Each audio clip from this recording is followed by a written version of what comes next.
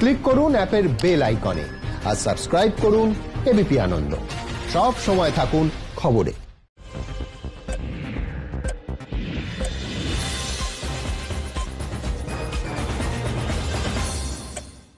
নমস্কার, দেখছেন এবিপি আনন্দ সাপ্তাহিক বাংলায়। আপনাদের সঙ্গে আমি স্বর্ণালী। বেসরকারি কর্মীর বেতন থেকে 10% ইপিএফ কাটা হবে। 12% নয়, 3 মাস ধরে 10% ইপিএফ কাটা হবে। সরকারি কর্মীদের ক্ষেত্রে 12% পিএফ কাটা হবে। 15,000-এর থেকে কম বেতনের কর্মীর ইপিএফ আরো 3 মাস সংশ্লিষ্ট কর্মীর ইপিএফ দেবে সরকার, জানালেন কেন্দ্রীয় অর্থমন্ত্রী Nirmala Sitharaman. Units which have 100 workers, 90% of whom are earning less than 15,000 rupees, will be able to draw from their EPF from the funds because they needed money in their hands. We have now, and for the 3 months, the payment of EPF also was given relaxation. Liquidity relief is being given for all EPF establishments. 12% which is paid by the employer and 12% by the employee contribution. We extend the support which Government of India gave for another 3 months. The payments were made into their eligible accounts by Government of India for March, April and May. Nearly 3.6 lakh establishments benefited from this. To 72.22 lakh employees is now being proposed to be provided by extending this contribution for the next 3 months also. June, July and August 2020, the EPF contribution will be paid by Government of India, and this shall provide 2,500 crore liquidity support. The statutory PF contribution for those who are not covered in the earlier one is being reduced from 12% to 10%. So for the next 3 months, employers need to pay only 10% and not 12% so that they will have some more money in their hands. However, for the central public sector enterprises and for state PSUs, we will continue to pay 12%. So this reduction is not for the government. So a liquidity relief of 6,750 crores for both the employee and employer will be available for the next 3 months. এই বিষয়ে আমরা কথা বলেছিলাম CPM নেতা মোহাম্মদ সেলিমের সঙ্গে। তিনি কি বলেছেন আসুন শুনে নিই। 1.5 ঘন্টার বেশি সময় ধরে 2 ভাষাতে আরেকটা বাজেট স্পিচের মতো শোনা গেল। লোকে অপেক্ষা করছিল, কারণ কালকে প্রধানমন্ত্রী একটা ভিশন দিলেন আত্মনির্ভর ভারত। তাহলে আত্মনির্ভর ভারত কীরকম হবে এবং তার ইকোনমিক প্যাকেজ কি হবে, 20 লাখ কোটি টাকা, শুনতে ভালো লাগে। কিন্তু সবটা শুনে মনে হলো প্রধানত যে জুমলা বাজি চলে এসছে, মানুষ এখন অভুক্ত, গরিব মানুষ, নিরন্ন মানুষ, পর্যায়ী শ্রমিক ফিরতে চাইছেন, তাদের ট্রেনের ভাড়া মকুব করবে না। একই যা পুরনো সব স্কিম আছে, শুধু মুদ্রা বলেননি, বাকি সব স্কিমগুলো শুনিয়ে দিয়েছেন। কিন্তু মুদ্রা কথা হচ্ছে যে কেন ইউনিভার্সাল যে ইনকামের কথা বলা হচ্ছে, সবার বেসিক ইনকাম, যাতে সব মানুষের হাতে কিছু পয়সা আসে। বলেছেন, ঘোষণা করেছেন কি না, ট্যাক্স পেয়ার্সদের যারা বাড়তি ট্যাক্স দিয়েছিল তাদের যে রিফান্ড আছে সেটা 18,000 কোটি টাকা ফেরত দেওয়া হবে ইমিডিয়েটলি। এটা কার টাকা? আমার টাকা বকে আছে, সেটাকে ফেরত দেবে সরকার। এটা 20 লক্ষ টাকার প্যাকেজ আত্মনির্ভর ভারতের জন্য। প্রদেশ কংগ্রেস সভাপতি সোমেন মিত্র কি বলেছেন শুনব। আমি অর্থনীতিবিদ নই, কিন্তু শুনতে গিয়ে যেটা সাদা ইয়েতে মনে হলো যে সবটাই জাগলারিতে ভরা। যে এমএসএমইতে কত বাড়ালেন, বললেন 100 কোটি টাকা ট্রানজাকশন হলে তাকে ঋণ দেওয়া হবে বা তাকে ইয়ে করা হবে। কিন্তু এটা তো গত লকডাউনের সময় বলেছিলেন যে ব্যাংক থেকে লোনে 3 মাসে কোনো ইন্টারেস্ট দিতে হবে না। এখানে বললেন 1 বছরের জন্য দিতে হবে না। কিন্তু পরে আবার দেখা যাবে না তো যে এই 1 বছরের ইন্টারেস্টটাকে অ্যাকুমুলেট করে পরে সেই পেইর কাঁধে চাপিয়ে দেওয়া হবে। এটা যে এই জায়গায় কিন্তু কোনো ক্লিয়ার আনসার ওনার নেই। তো অর্থনীতিবিদরাই বলছেন যে লকডাউন উঠে যাবার পরে প্রায় 40% লোক তাদের চাকরি হারাবে। তো সেই চাকরি রাখার গ্যারান্টি ফাইন্যান্স মিনিস্টারের বক্তৃতার মধ্যে কিন্তু কোথাও নেই। তিনি বলে গেলেন টিডিএস কমানো হবে। কত পার্সেন্ট লোক টিডিএস দেয়? ইনকাম ট্যাক্সে ছাড় দেওয়া হবে। কত পার্সেন্ট লোক ইনকাম ট্যাক্স দেয়? এর মধ্যে এই সাধারণ মানুষ বা আত্মনির্ভর হওয়া ভারতবর্ষের কোনো চিহ্ন আছে বলে আমার তার বক্তব্যের মধ্যে মনে হলো না। ক্ষুদ্র মাঝারি শিল্পের জন্য 6টি পদক্ষেপ। ক্ষুদ্র মাঝারি শিল্পের ঋণের জন্য 3 লক্ষ কোটি টাকা। 4 বছরের জন্য ক্ষুদ্র মাঝারি শিল্পকে ঋণ 100 কোটি টাকা লেনদেন হলে তবে মিলবে ঋণ, জানালেন কেন্দ্রীয় অর্থমন্ত্রী Nirmala Sitharaman. There is a collateral-free automatic loan for MSMEs which is being provided. This will give facility up to 3 lakh crores. For those MSME units for whom 25 crore is the outstanding loan or 100 crores whose turnover will benefit from this. These loans will have a 4-year tenure and there will be a moratorium given for 12 months. These are going to be 100% credit guaranteed over as a cover given to banks and NBFCs on principal and interest. This is going to be available till 31st October 2020. There are no guarantee fees, no fresh collaterals required. So I guess this will benefit 45 lakh units so that they can resume their business activity and also safeguard jobs. এ বিষয়ে আমরা কথা বলেছিলাম অর্থনীতিবিদ শৈবাল করের সঙ্গে। তিনি কি বলেছেন শুনবো। যে স্কিমের কথা এর মধ্যে বলা হয়েছে তার কতগুলো কিন্তু অলরেডি আরবিআই স্কিমের মধ্যে অন্তর্ভুক্ত। অর্থাৎ আরবিআই কিছু এমএসএমইর জন্য টার্গেটেড ইন্টারেস্ট ফ্রি এবং বা ইন্টারেস্ট কমে লোন এবং ক্রেডিটের বন্দোবস্ত করেছিল আগের ত্রাণ প্যাকেজে।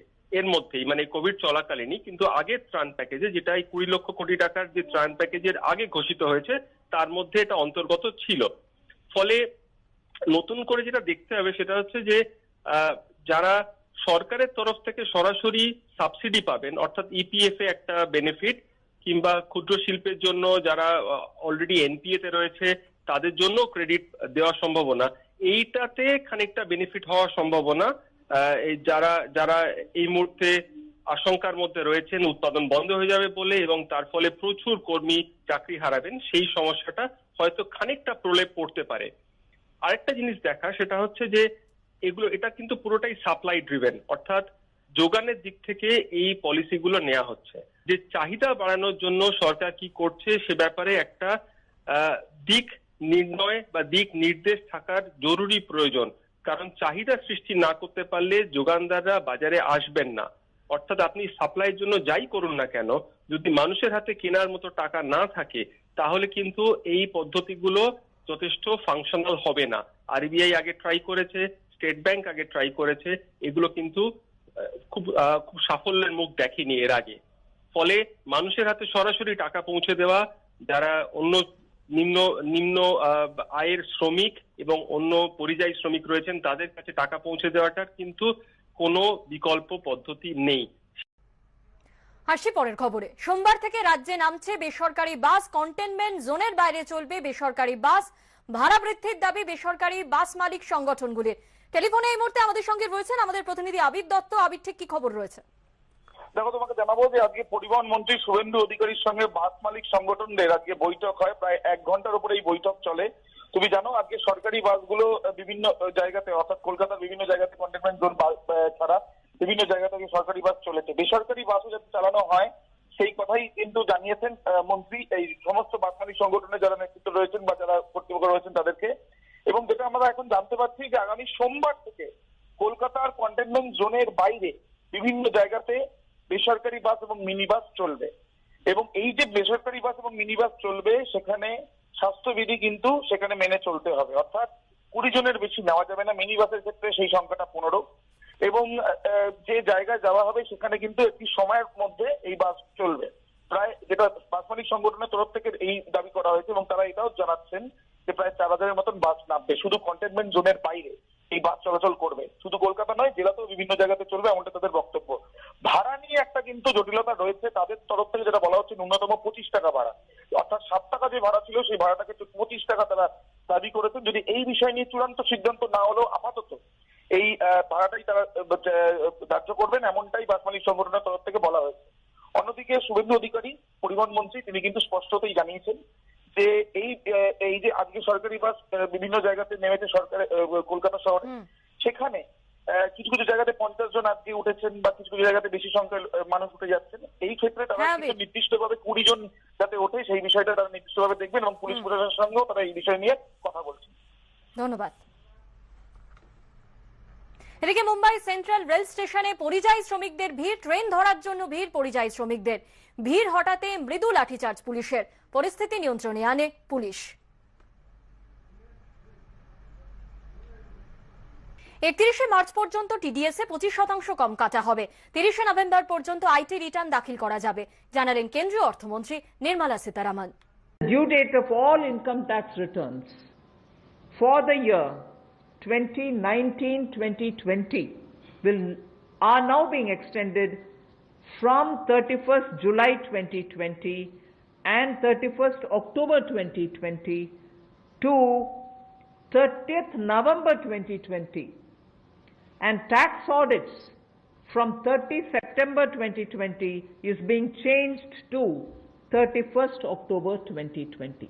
So that is a measure which will help people not to worry about how they are going to do their compliance, will they be able to file their returns or not. So that is a step which we take from, let us say, tomorrow till 31st March 2021. Reduce the TDS rates and the TCS rates by 25% of the existing rate. So if the existing rate is 100, it will be reduced by 25%. And this shall apply to all payments, if they are payment for contracts or professional fees or interest or rent or dividend or commission or brokerage. All of these will be eligible for this 25% rate reduction. And this reduction we think will release nearly 50,000 crores in the hands of the people who otherwise would have paid it as TDS. This reduction alone is going to give 50,000 crores back to the people, in the sense it will be in their hands rather than coming in as payment of taxation. ক্ষুদ্র মাঝারি শিল্প থেকে EPF, একগুচ্ছ ঘোষণা কেন্দ্রীয় অর্থমন্ত্রীর। এ বিষয়ে কর বিশেষজ্ঞ অনির্বাণ দত্ত কি বললেন, আসুন শুনে নি। যেটা অ্যানাউন্সমেন্ট হয়েছে এটাই তো মানে সর্বোপরি শেষ নয়, এর পরেও আছে। আজকে একটা মিনিয়েচার উনি অ্যানাউন্সমেন্ট করলেন। কালকে যেটা প্রধানমন্ত্রী নরেন্দ্র মোদী বলে গেছিলেন যে 20 লক্ষ কোটি টাকার যে প্যাকেজ, তার একটা অংশ বিশেষ অ্যানাউন্সমেন্ট করলেন। তো এটা প্রধানত এমএসএমই সেক্টরের উপরে দেওয়া হয়েছে। এমএসএমই সেক্টরের ক্ষেত্রে তিনি 3টে ক্রাইটেরিয়া করেছেন। সেই 3টে ক্রাইটেরিয়ার মধ্যে বলেছেন যে যেসব এমএসএমই আছে যাদের 100 কোটি টাকা টার্নওভার এবং 25 কোটি টাকা লোন আছে, সেই সব এমএসএমইদেরকে collateral free automatic 3 lakh crore টাকা লোন দেওয়া হবে। এরকম 4 বছরের লোন সেটা, তার মধ্যে 1 বছর মরাটোরিয়াম থাকবে, যে 1 বছর প্রথমে প্রিন্সিপালের কিছু রিপেমেন্ট করতে হবে না। এরকম কিছু মানে অ্যানাউন্সমেন্ট আছে। কিন্তু একটা সর্বোপরি আমি বলতে পারি যে এটা একটা খুব ইতিবাচক পদক্ষেপ, আর ইমিডিয়েট এফেক্টটা হয়তো আমরা আগামী 1 মাস 2 মাসের মধ্যে দেখতে পাবো না, কিন্তু এই এমএসএমই সেক্টরের মাধ্যমে আপনি আজকে দেখবেন 3,70,000 কোটি টাকার একটা লিকুইডিটি মার্কেটে আসবে বলে ওনারা অ্যানাউন্সমেন্ট করেছেন। সেই 3,70,000 কোটি টাকাটা যে ইমিডিয়েটলি আজকে বললে কালকে বা পরশুদিন চলে আসবে তা নয়, সময় সাপেক্ষ ব্যাপার। এই লোনটা উনি বলেছেন 31শে অক্টোবর 2020-র মধ্যে এটাকে লোনের অ্যাপ্লাই করা যাবে। তো আমরা আশা করছি আগামী 3 মাস 6 মাসের মধ্যে সাধারণ মানুষের সুবিধার জন্য, এই অর্থনীতিকে ঘুরে দাঁড় করানোর জন্য এমএসএমই সেক্টর, যেটা প্রায় 45% মানুষের রুটি রুজির সংস্থান করে, সেই 45% লোকের রুটি রুজির যাতে সামর্থ্য হয়, তার জন্য এমএসএমই সেক্টর গুলো সচল হবে।